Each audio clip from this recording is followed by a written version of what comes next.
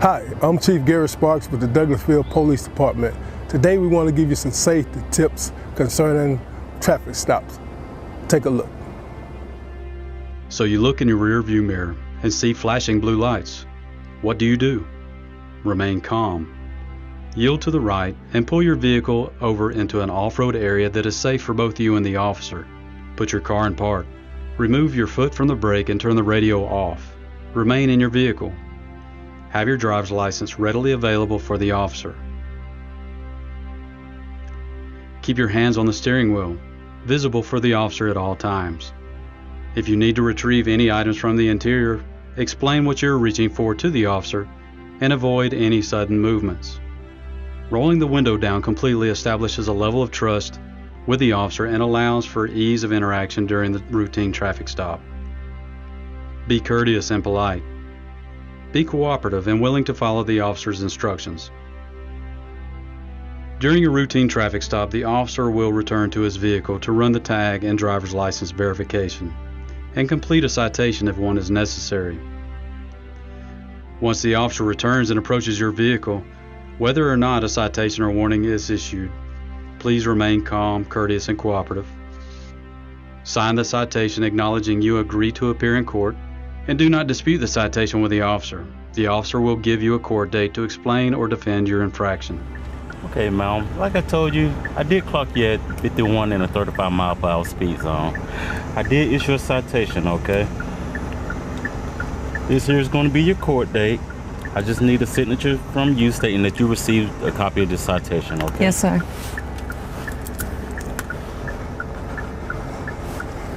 Thank you. All right.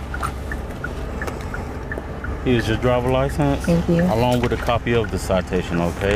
You have any questions or concerns for me? No, sir. Okay, well, you have a nice day, okay? Thank you. Thank you. Following these few simple steps will help ensure a safe interaction for both you and the officer. I hope these few tips help you as it relates to dealing with law enforcement and traffic stops. Not only in traffic stops, but in all encounters with law enforcement. We hope that all our encounters are safe for the citizens as well as for our officers. Again, we want you to be safe, and if you have any problems with the Douglasville Police Department, don't hesitate to give us a call and make your concerns known. I would add that Georgia is a right to carry state, and we hope that if you are carrying, that on these traffic stops and all encounters, please let the officer know that you are carrying. This will ensure your safety and our officers' safety. Thank you, may God bless you, and may God keep our community safe. We are one.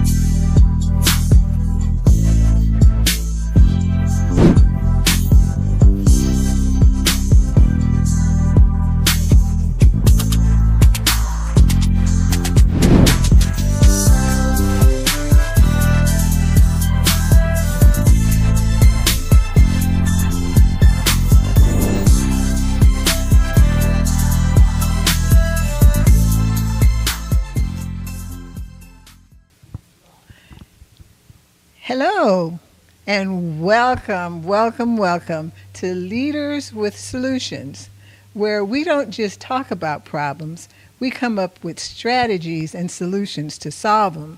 And every time we meet, we're talking to some fabulous person who is a leader in their niche and who has come up with a magnificent solution to a problem that they saw. there's people all over the country who are solving problems. People are not just sitting around complaining anymore. People are solving problems, and we're looking to speak to anybody who has a unique solution to a problem that we all experience and would love to talk to us about it. We're open to that. My name is Francesca Freedom. You can find us at leaderswithsolution.com, and we will have you on as a guest one day. Today we have a wonderful guest named Karina Hooks.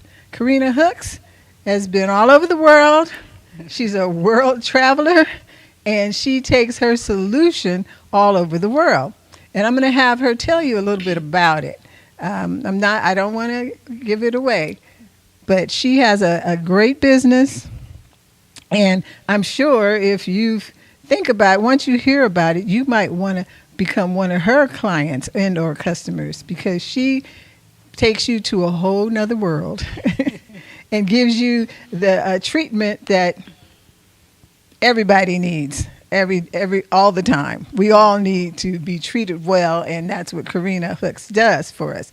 Her business is called Hooks Global, and she's going to tell us a little bit about it. So take it away, Miss Karina Hooks. All right. Thank you, Francesca, for such a wonderful opening and introduction. And I'm really excited to be here and excited for the support of TV 1061. 1061. Right? Okay. I'm getting it down. So I'm glad to be here. My name is Karina Hooks, and I have been working in education, both as a social worker and also a facilitator around human development for over 25 years now. Mm-hmm. And so one of the things that I offer now through my business, Hooks Global, is offering healing retreats. Healing retreats. Healing Told retreats. You're going to need it.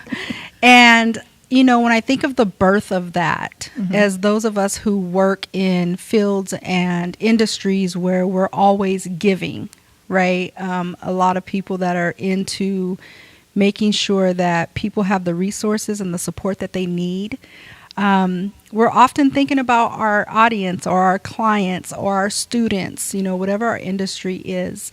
And so there was a moment, and it was really right at, I would say 2020, when everybody needed it. Everybody needed it, right? Yes. And I thought that was a very unique time, because it was the first time, at least in my lifetime, that we were going through a collective trauma. Okay. In my opinion. Okay. Right? We were all experiencing that time. The whole world. The whole world was experiencing that. That was a great time, yes. To come up with your solution. It wasn't a great time. Was not a great time. A great time to have this epiphany. Not great outcomes. Okay. And so, when I think about the topic of today, when we're talking about leading with solutions, I really started wondering about all of us that are caretakers, caregivers, who center our community, our family, and are passionate about the work we do. Yes. I became really curious about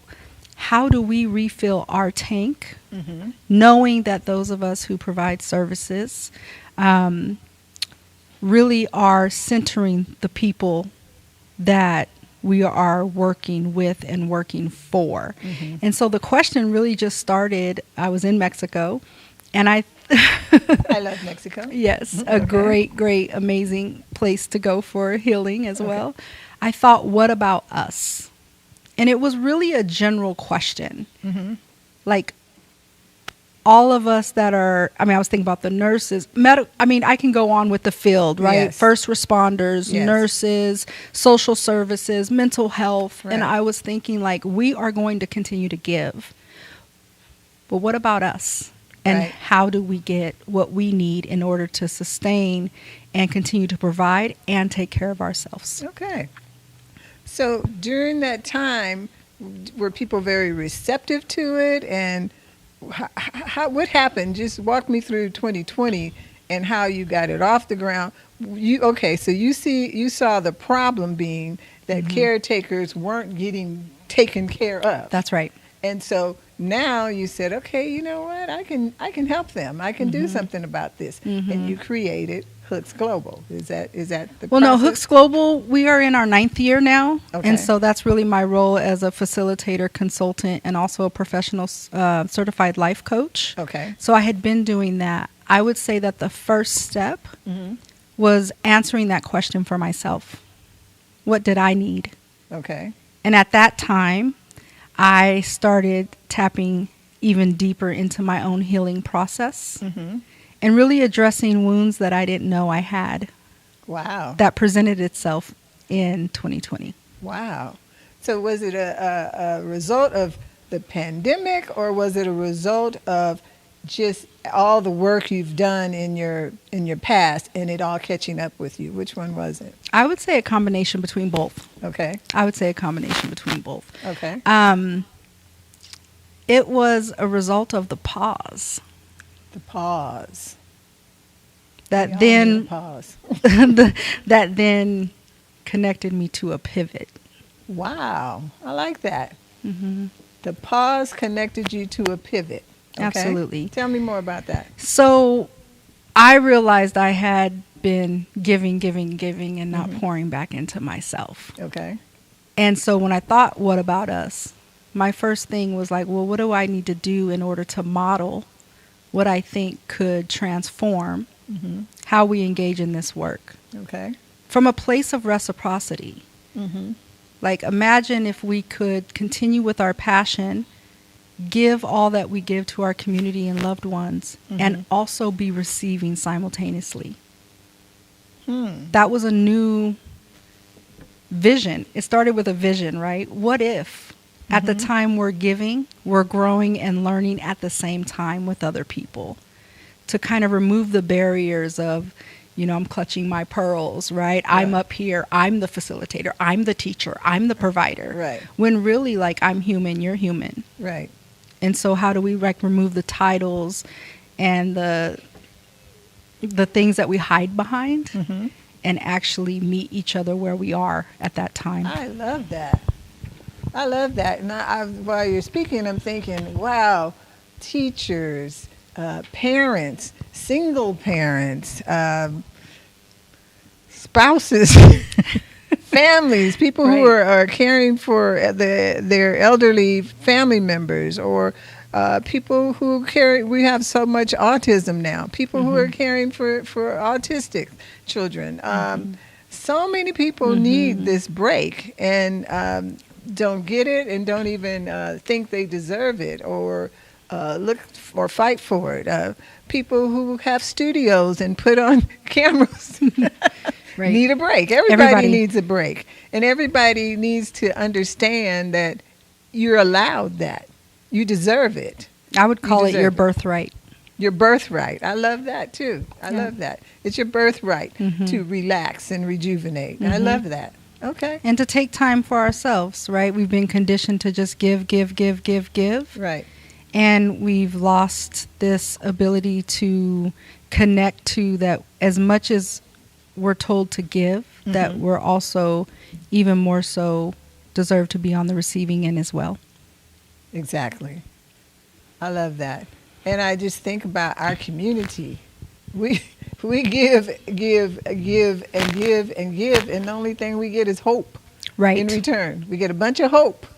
And that's why I created Leaders with Solutions, because I know that we deserve more than hope.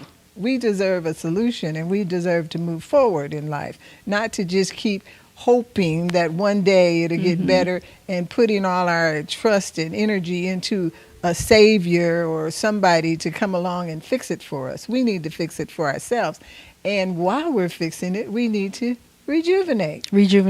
Because as a leader, as a coach, as anybody who is in front of people and giving them your energy, you need to get that energy back. And that's what you... So you can continue to offer it, because the need is not going away. If anything, it's increasing. Right. I would say that the need for rest and restoration and a pause is more needed today more than ever. Okay.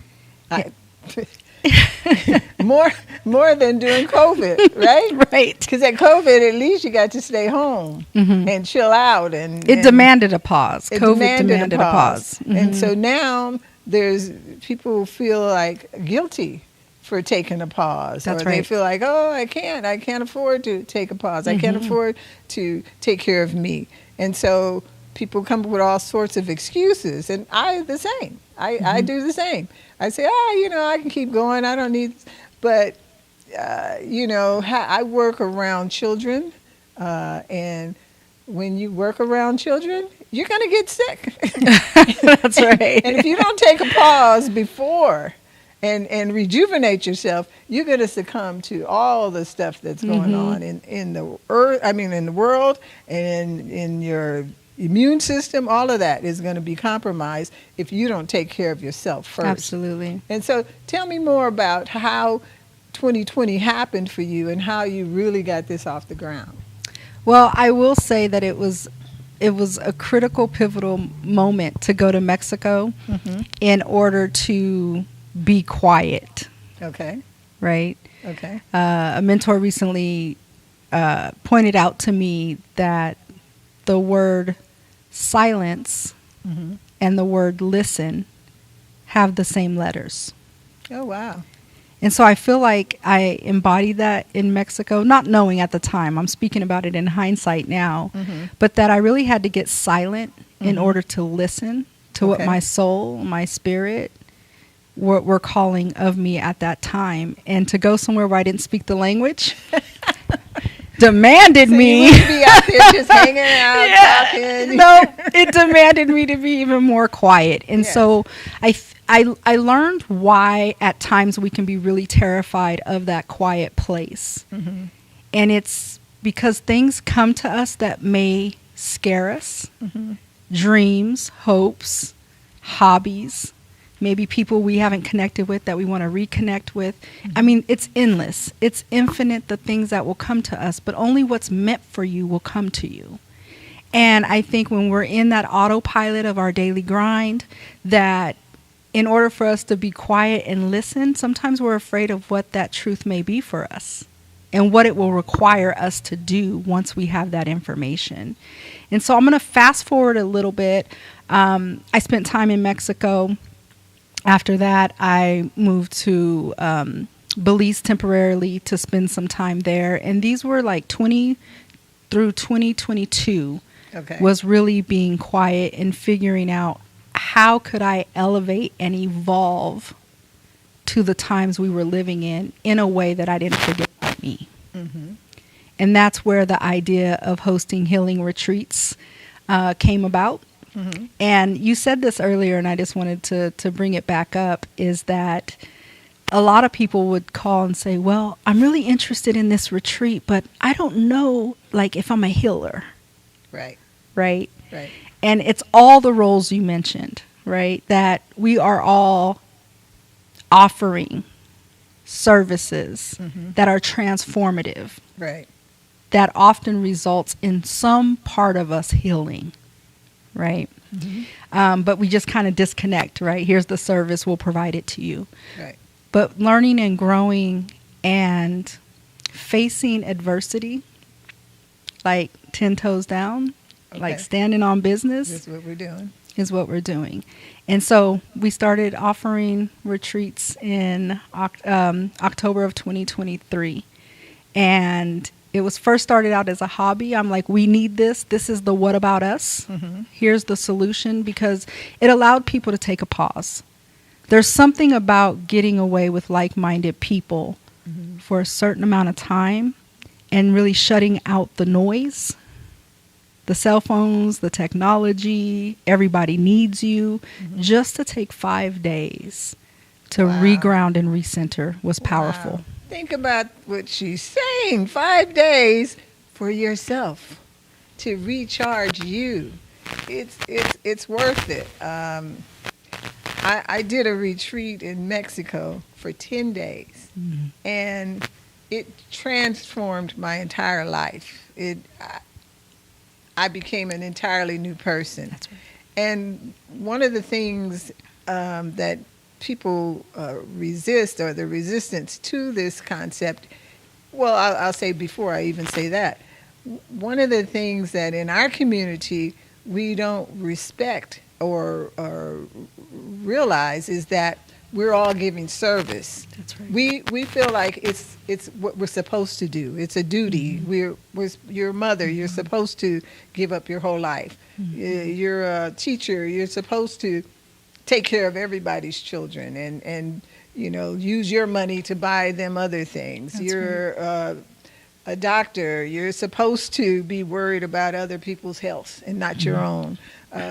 Whatever our role is, especially in our community, since we've been convinced that our life is just about struggle, we just keep the struggle going and never think that we need a break from this struggle. We're providing a service to somebody. We're providing a service to our children. We're providing a service to our husband. We're providing a service to our family. We are providing a service. This is not what our life is supposed to be, just this. And so since we're providing that service, and if people started seeing it that way, that I am providing a service. If I'm just the crossing guard at the school, walking kids across the street, I'm providing a service. Yes. If I'm just the auntie who lets the kids come to my house, give the mother a break, I'm providing a service. And everybody who's providing a service deserves a break and deserves to treat themselves well. So I'm all about your solution. Yeah. I'm with that. And I would like people to see themselves as a provider of a service, whatever it is you're doing. If you wash dishes at the house, you're providing a service that's needed. And since you provide that service, you're entitled to a break. Right. Okay, And I'm it sorry. becomes, it's perfect. The question is, what services am I providing to me? Wow, that's a good one. What services are you providing to you? Think about that. What services are you providing to you? By the way, this is a live show, so if you would like to call in, the number is showing up at the bottom of the screen. And if you have any questions for myself or Karina, please don't hesitate to call in and just let us know what you think about this. And tell me, what service are you providing to yourself? And it's not the nail salon. That's not good enough. Everybody goes to the nail salon. Everybody gets their hair done. I'm talking about an opportunity for you to go someplace, get into your silence and your peace, and listen to what your body and your mind and your soul is telling you. That is such a beautiful reward to anybody. And I don't want to cut off her time. So I want her to tell me more about this. It's all, there's cohesiveness here in what we're talking about. When you were talking about the question, it made me think, our retreats in the past have been titled Choosing Me, right? I love it. And I will tell you that I've spent hours and hours coaching participants on just the title long before they register to attend. Wow. So I almost want to expound on the questions that you asked the listeners about. I'm like, when is the last time you chose yourself? Wow. Because people would call me, especially from our community, and they would say, I need this so bad, but just the title has me feeling guilty. Wow. Wow. I feel guilty to think of the idea of choosing me. Wow. That's amazing. That's the first hiccup. That's real. That's real. It is real. That's real. Guilty for choosing you. Why? Why do we feel guilty for choosing ourselves? Why? Well, and think about what you were just saying. You were talking about whether you're a spouse, a parent, a doctor, whatever service you're providing. So let's take the doctor, for example, who's like, I don't have time to take care of my own medical care. I have patients that need me, and it's crisis mode, right? Well, what are those patients going to do without you? Right? If crossing guards are not taking care of themselves and coming to engage in their work with joy and kindness for our children, right? Then where does it come from? And so I know that it sounds really simple, but we have, I think, culturally made it very difficult for many reasons as to how the way we take care of ourselves and how we show up, as if it does not impact the world and everything around us when it does. Yes. I want my doctor to be great with their medical care. I want my mental health professional to be seeking mental health, services for themselves. And that's kind of like, just to kind of bring it a little bit full circle, is I had to model what I wanted to see, in the world. And then I created a space. Sometimes people are like, a healing retreat? I don't need healing, right? It's almost like, choose me, I can't do that. Yes. And it's like, call it what you want. Call it a gathering. Call it a collective, space for you to be in. Don't let words that are not familiar to us, that we do not think we deserve, prevent us from accessing what has always been in us. And that's the reason we were put on the planet, the reason we're brought here, and what our spirit and our goals and in a lot of times our ancestors have put the faith in us to be able to provide during our time here on the planet, our physical time on the planet. I love it. I love it. I was thinking about two things. One, the joy piece. When you can take this time for yourself, you can regain the joy that you have for yourself.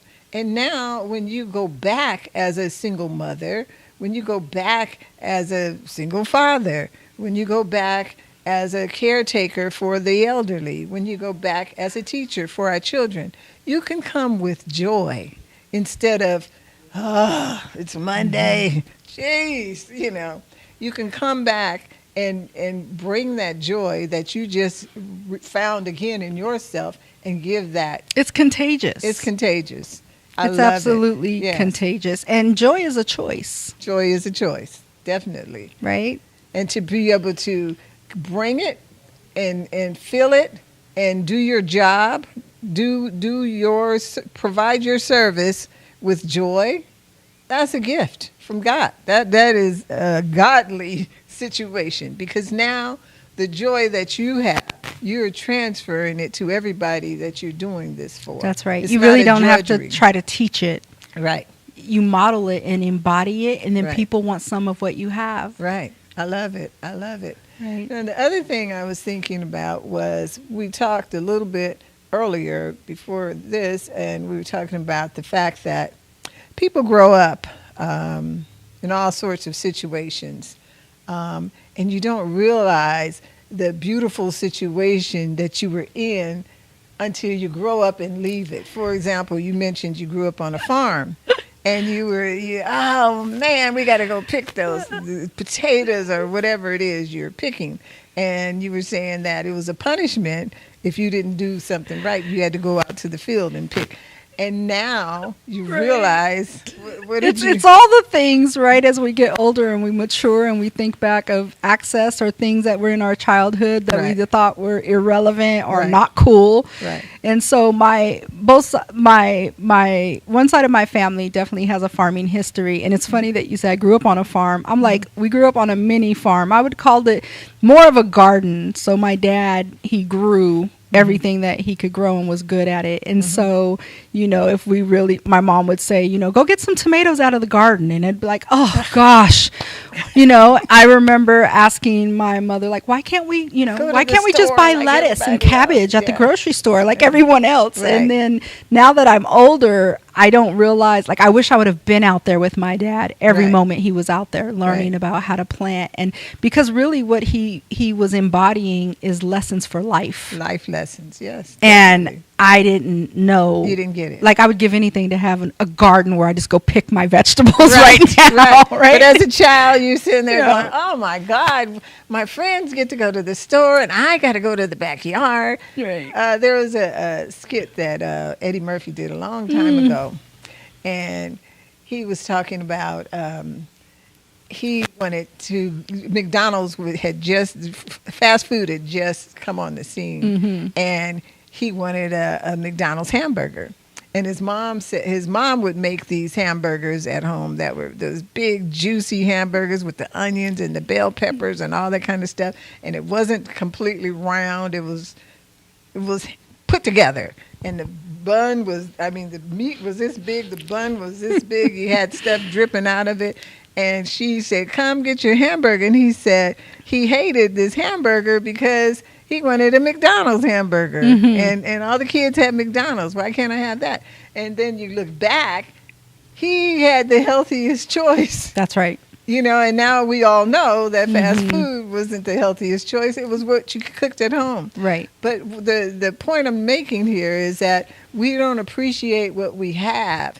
And That's so right. when you don't have an opportunity to have joy and have that rejuvenation, you can't look at what you have with gratitude. Because when even if we had a 2-bedroom house with 4 kids and a mother and a father, that was heaven. That was heaven. We were close. We were connected. We talked. We had stories. Our parents were involved. Nobody was on one wing of the house and the other person in the other wing of the house. We all talked together. We shared our stories. And that was a beautiful thing. But most of us in our community, we rejected and resisted. Oh, I don't want to live like that anymore. I want everybody to have their own room. I want to, spread out. And we've lost the connection of family. That's right. And so a lot of things happened in our past. And if we had this joy that you speak of, if we had the opportunity to choose ourselves, find this joy place, we could come back and see the beauty of what we already have. Even if it's this big, we'll see the beauty in it instead of, oh, I got 1 bedroom, Right. I can't stretch out, and she's in there, my cousin's over there, my auntie's over there. Oh Lord.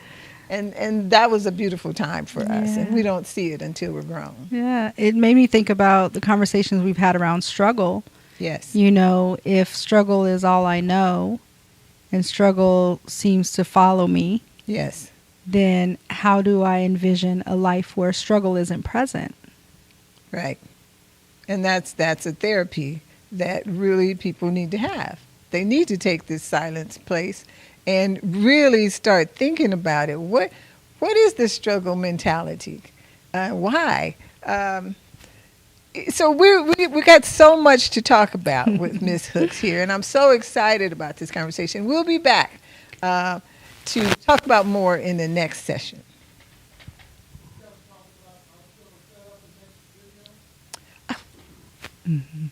Am I still on? I'm sorry that we were off. Take a look at some of Karina's work, some of the healing, silence, peaceful joy that she brings to other people. Check it out.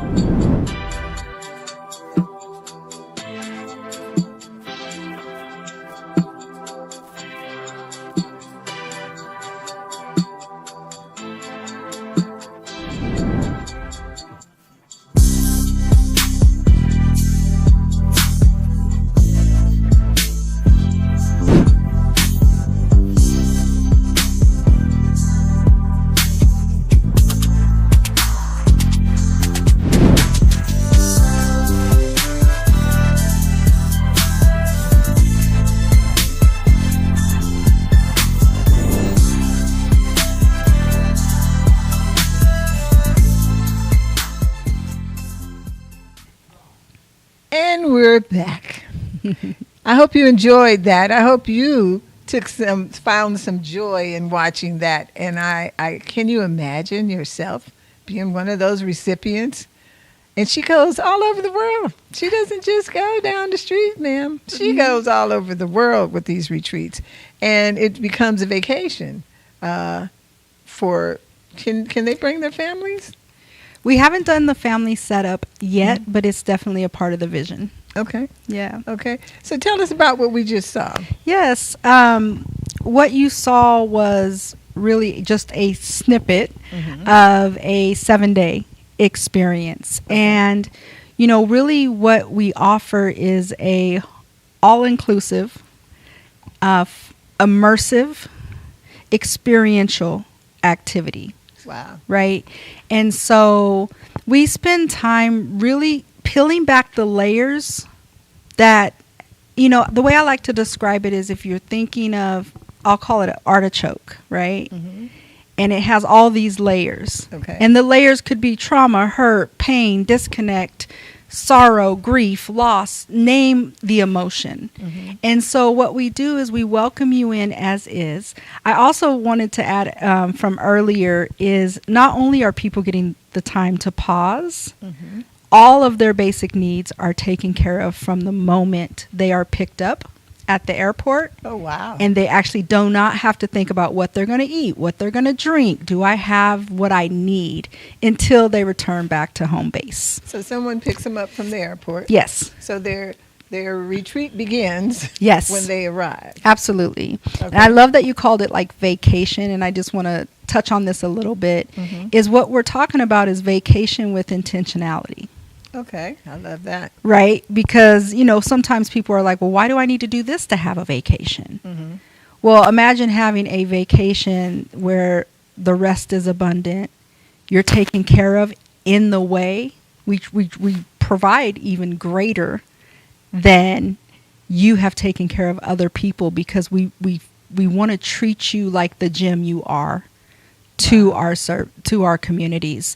And so these are just things that we go through. I'm not going to say it necessarily in order, but that first day we really spend talking about what are those layers that have covered us up. You know, and anyone who enjoys artichoke knows when you peel back all those layers, what do you get at the center of it? Right? It's the heart. So we're trying to get to the heart of the matter. Wow. And that will take a full day. Wow. In order to do. And then at some point we honor our history. Like, I love it. We didn't just come here wounded. Right. We actually came here pretty whole, mm-hmm. with purpose, mm-hmm. on purpose. Mm-hmm. Chose to come here. Right? Mm-hmm. Was selected mm-hmm. to be the only one. Mm-hmm. Right? That makes up our DNA. So exactly. special that we have our own unique way. No two people are the same, right? Right. And so we honor that history. We unpack it. We also do a lot of work around releasing shame, guilt, embarrassment, and really letting go of secrets. Oh, wow. Because, you know, this is not my original, but right, we're as sick as our secrets. Wow.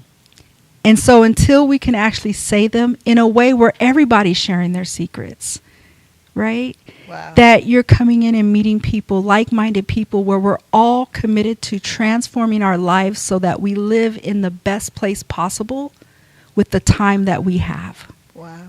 And so there is, like I said, the peeling back the layers, naming them, right? Because we're not trying to just say, oh, forget about the past. Right. You know, we're woo-woo, but not that woo-woo, right? We have to name it. Okay. We have to forgive it. We have to make an amends with it, right? I love it. A lot of times people will share secrets that they didn't even know they were keeping a secret because it had been buried so far down that it didn't make its appearance until we took the pause. That's where I talked about being scared of the pause, right? Because when you don't know what's going to come up, right, that can be a little a little concerning, Now, right? is this considered a safe place?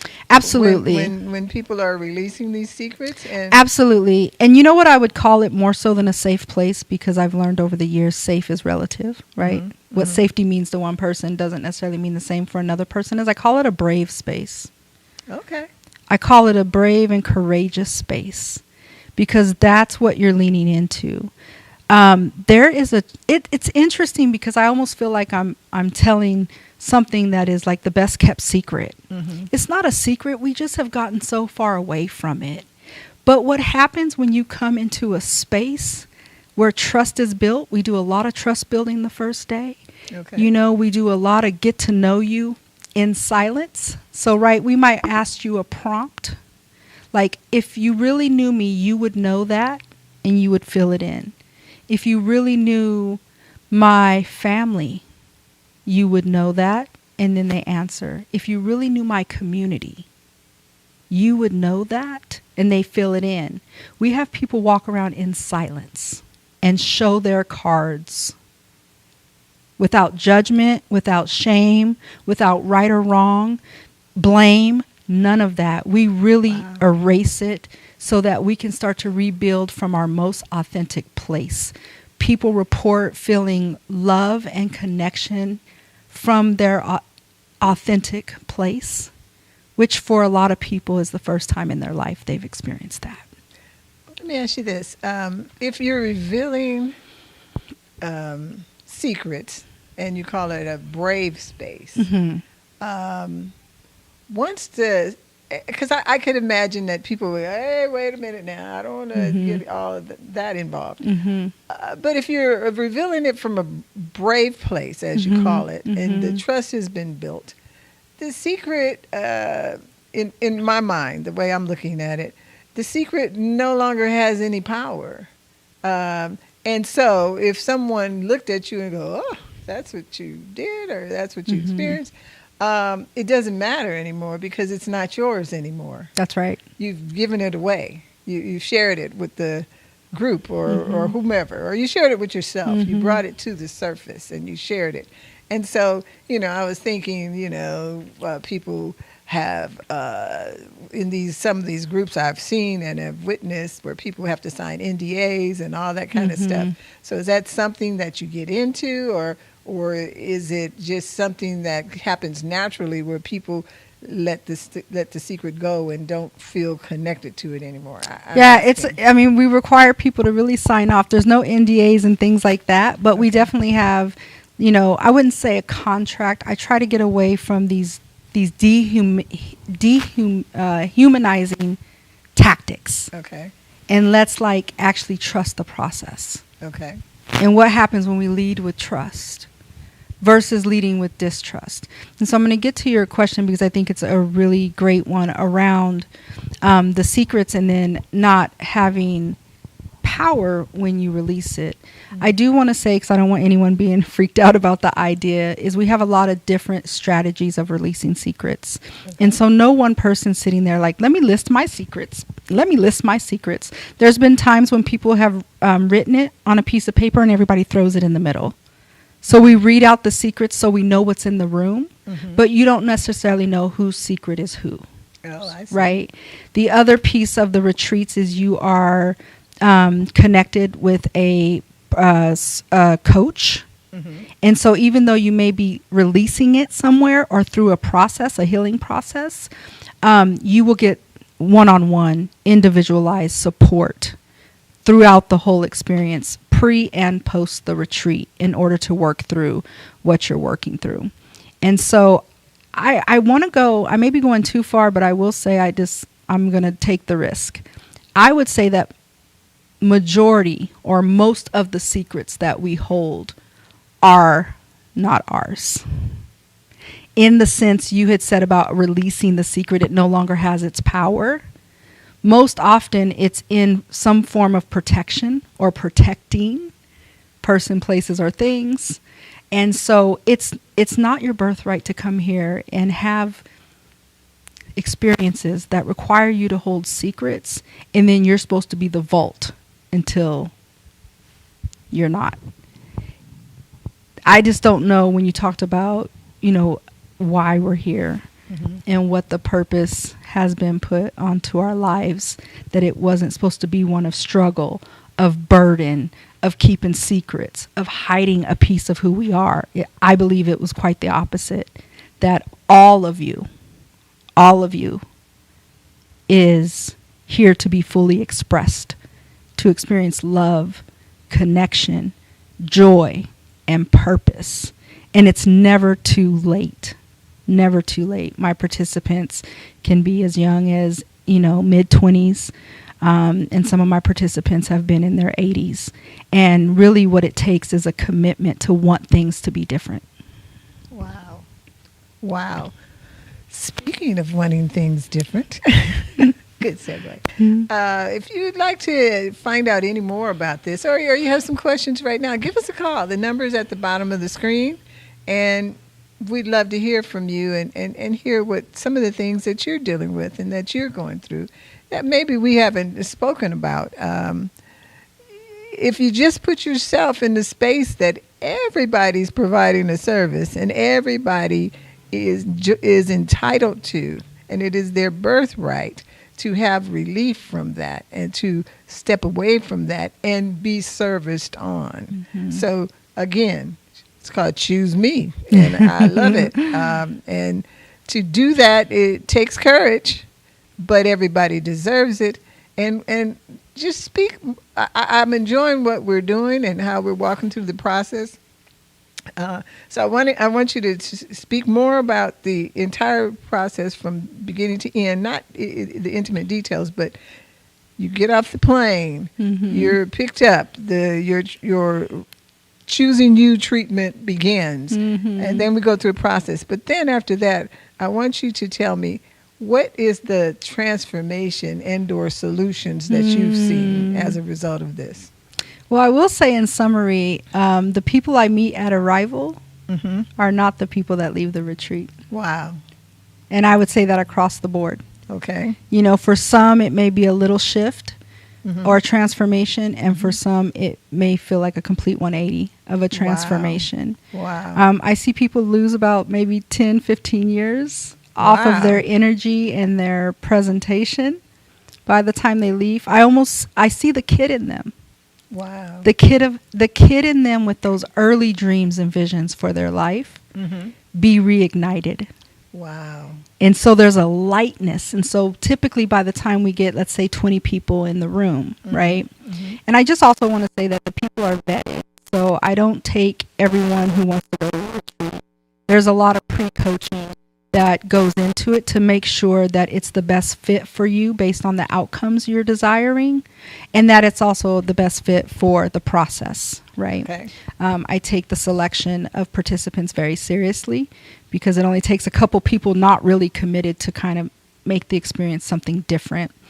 When folks come, we feed like the first night. So we do ask people to refrain from any substances or liquor or anything that we use to numb. Okay. Right? Because in order to Even really... medications? Well, as far as prescribed medications, that's not what I'm talking about. I'm just talking about if there's cannabis use, if there's tobacco, if a numbing is, I have to have a drink every day. I've had conversations with people, and there is no judgment. I really welcome people in as they are. Right. But if someone says, I have to have a drink in the morning and a drink at night, and can I do this on this retreat? I would just offer to them that this may be the wrong retreat. Right? Okay. We need people as clean as possible, right? And we make adjustments. We definitely, on a case by case, right? And so the first night, we think it's only fair when you come to Mexico, you got to have a tequila tasting for those who indulge, right? So we kind of get it out of the way. It definitely helps with the get to know you, who are these people I'm going to be spending 7 days with. Right. In our Mexico retreat location, you actually get your own place. Like it's a whole resort. You have private lodging quarters. And so we definitely, I would say that we work hard and we play hard. Okay. We work hard and we play hard. So for example, we may spend a few hours in discovering, and exploration, right? All with the focus of getting to our goals that we had for the experience, the individual had for their experience. And then we're having dinner on the beach at sunset, you know. We are engaging in the indigenous healing practices of whatever country we're offering a retreat in. We are supporting the community at the same time, which is an important component to the retreats, that we're partnering with the communities that we're in and honoring their culture. And so there's a tour, most likely on the first day. And there's also information and history about what we're seeing, what we're witnessing. I know in Mexico we have a conversation about water, right? Because a lot of times people will come from other places like, I'm just going to leave the water running while I'm brushing my teeth. Not when people are short of water, right? And really tie it into their history, right? Because everyone has history. Right. And the more we learn about it and the more we become aware of it, I think is the way that we see where we all fit into the picture from different angles, different experiences, but we all fit into it. So as I mentioned, a lot of release, a lot of rest. And I know that it may sound simple to some. Take a nap. No, that's not the type of rest I'm talking about. I'm talking about a clear, intentional, mindful rest in a way that you experience rejuvenation in a way that the nail shop just won't give you any longer. You can still get your nails done, right? But you'll know that there's something bigger and greater that you get to access and you deserve to access. Right. Absolutely. And there's coaching every day, you know, so if people get stuck or the wounds start seeping out harder or stronger than you expected, then there's a whole team of professional individuals that are there to hold your hand, to be a shoulder to lean on, to cry if you need to cry, stay in silence with you if that's what's required, sit on the beach with you if that's what required, do maybe some art. Is there any music? Well, I should have said this at the beginning. Music is the statement I use is music is life, life is music. So the whole time there is music, and I would say not just music. Okay. So if we're releasing shame and secrets, then you're going to hear music all about what it means and feels like to be on the other side of that. So the music selection is curated based on what people need to hear in order to encourage, affirm, and support them. And then as we play that playlist all week long for different things, right? I think I have I'll actually give this out before we end if we have time, but I do have a healing playlist that the community's been building for about 5 years now. And so I've asked people, what's the song you go to? Right. When you need that pick-me-up.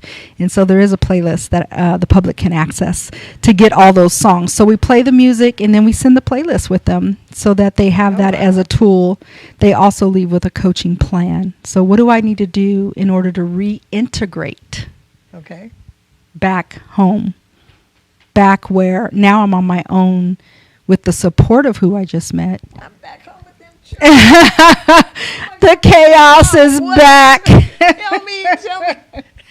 So we do check-ins and yes, and before they leave, they come up with like a transition plan that we support them with once they get home.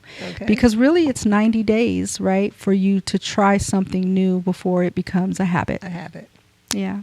So how often would you suggest people do this retreat or this type of retreat or any type of retreat? I would say at least once a year.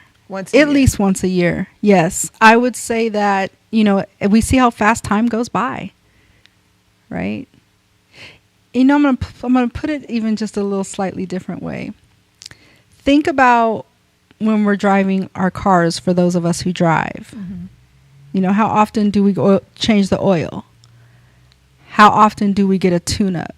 And if we think of our body as a vehicle, which it is, the question is, when's the last time we've tuned it up? When's the last time we've changed maybe our perspective, or maybe had some evolution around it, right? And so I often ask people, like, we're charging our phones and updating our phones quicker and faster than we're updating beliefs that no longer serve us. Exactly. Struggle, belief, no Exactly. longer serves us. Exactly. Some would say never did, but Never I don't get mad at the past, right? Right. We honor the past, Okay. and then we decide what our future is going to be, and we create it. We manifest it and create it. I love it. I love it. I love it. Okay, I'm going. Are you going? You going with me on this retreat? We got to do this. Yeah. I need some joy. Yes. I think this should be mandatory in schools. What's the youngest age do you think people or young people, children, should start doing something like this, or could benefit from it? I mean, when I think about my years in education, you know, as an educator, we always had some version. You know, we had certain types of camps, learning camps. You know, now you see schools bringing in mindfulness camps, meditation camps for elementary school, right? Middle school. I mean, it's exactly what it sounds like. It's the middle. It's the middle of that experience. And so they're there for 2 years, sometimes 3, depending on where you're at, and like how much support is needed there. Right. Oftentimes we are so busy finding the solution to once the damage has been done Right. versus being preventative.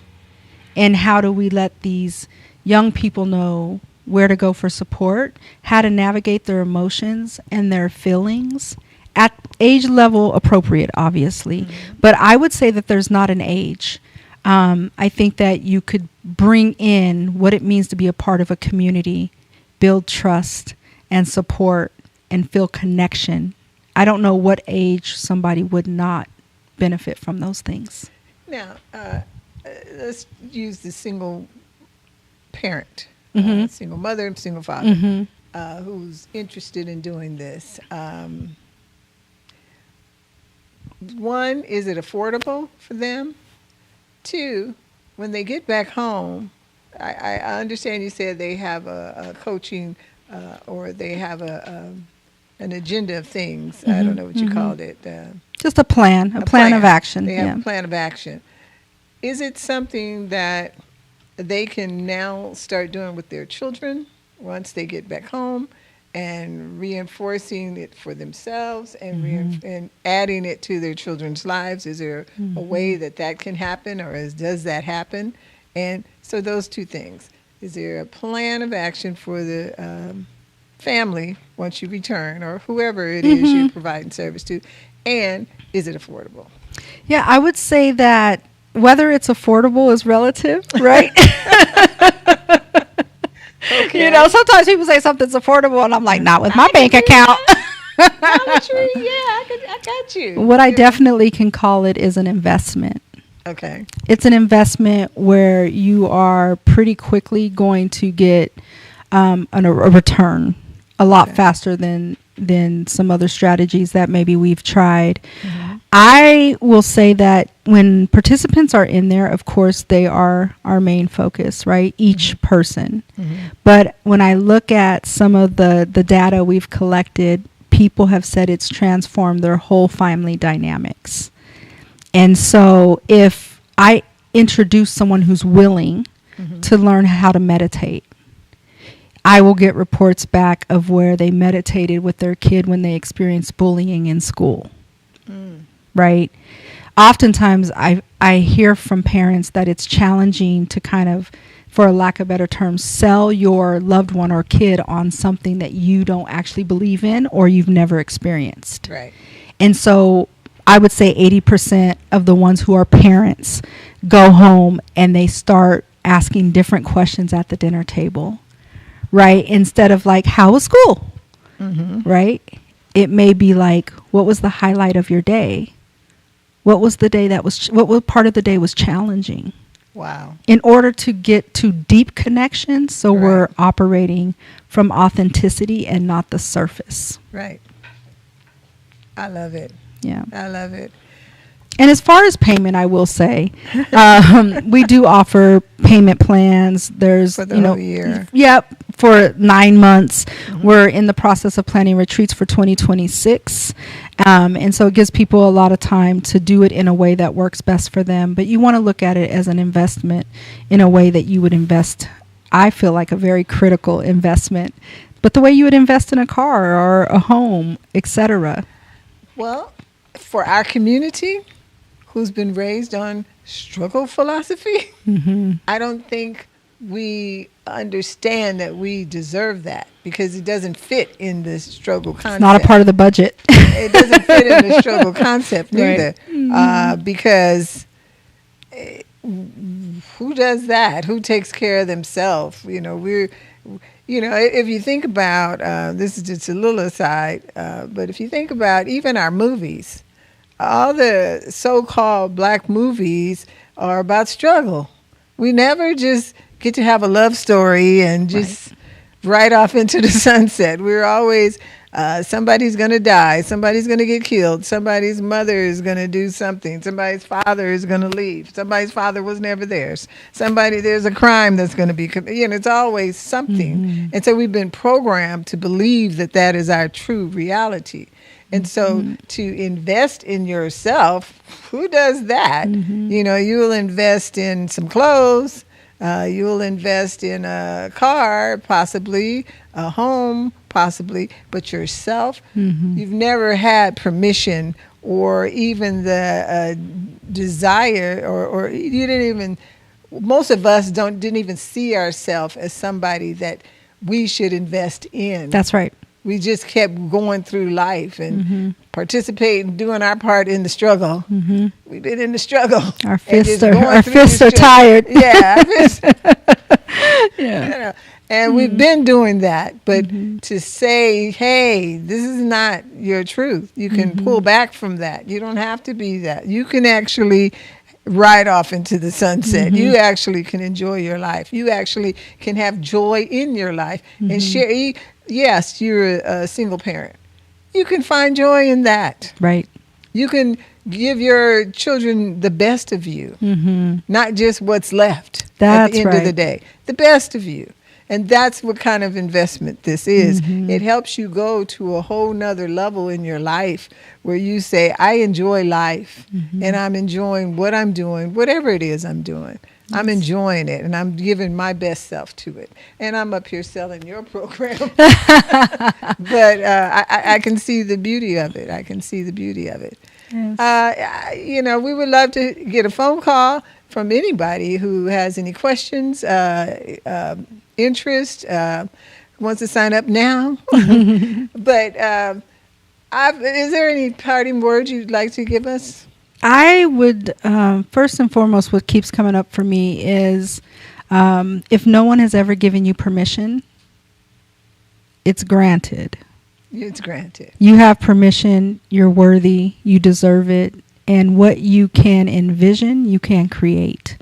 And if it, I use a statement for myself, if it's meant to be, it's up to me. And so you get to decide. It's a choice. I love and it. We're here to support hooksglobal.com. Feel free to stay engaged. And whether it's this or something else, find what it means to choose you.